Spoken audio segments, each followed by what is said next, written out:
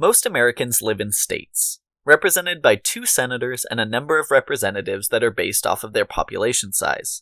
On the mainland US, however, there is only one region where citizens live without being part of a state, and that's the District of Columbia. Americans living in the district have no senators and only a non-voting member of the House. Some have proposed making DC into a state as a way of ensuring DC residents are fully enfranchised. Let's take a look at the pros and cons of DC statehood. DC statehood gives congressional representation to over 700,000 US citizens.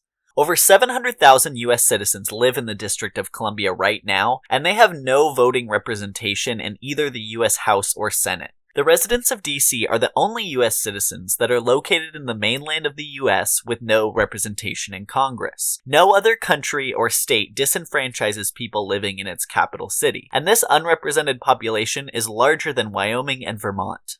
Establishing DC statehood prevents Congress from being able to overrule DC legislation. DC has a mayor and a city council right now who have the ability to create legislation for the city, but they are heavily constrained by Congress. Congress has the authority to overrule any DC ordinance, and it has used the powers to block DC from using Medicaid to cover abortion and to block legislation and regulation of marijuana. Granting DC statehood would give DC the ability to use state powers to protect itself. The mayor of DC cannot do things like activate the National Guard in the event of an emergency, something that likely exacerbated the chaos of January 6, 2021. Also, because DC is not a state, the president and federal law enforcement have the ability to direct and control law enforcement responses to events such as major protests, even if they are not occurring near the Capitol. This is what allowed for there to be such a heavy-handed law enforcement crackdown on Black Lives Matter protests in the summer of 2020. The people of DC overwhelmingly support and want statehood. In 2016, DC voters got to vote on a resolution in support of statehood, and an overwhelming 86% of people voted in support. America has always purported to support democracy both here at home and around the world, and when a group of American citizens want so clearly to be represented in their own government, it goes against America's basic principles to deny them that representation. Giving DC statehood could create 3 electors for the president. The 23rd Amendment to the Constitution gives DC 3 presidential electors.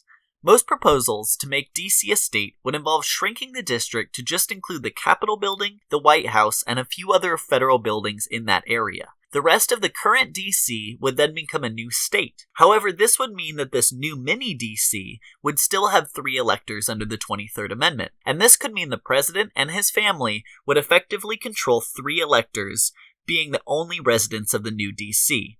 This could be remedied by changing or repealing the 23rd Amendment. Granting DC statehood would mean that there are 51 states, and we would need to create a new 51-star flag. The 50-star flag is nice and an even number, and it would be kind of annoying to make a new flag. We haven't added a new state in 60 years now, and it seems like it would be a major hassle. Maybe there's another alternative. Some people think that while DC should have representation in Congress, they should not be their own state. The land that now makes up DC used to be part of Maryland, and some believe returning DC to Maryland would be a better option. However, this comes with its own drawbacks, as DC has its own laws and culture that has been independent of Maryland for hundreds of years. This will also not solve the 23rd Amendment issue. When it comes to DC statehood, it's quite clear that the pros outweigh the cons. The cons are simply not large enough to justify denying hundreds of thousands of Americans the right to govern themselves and be represented in Congress.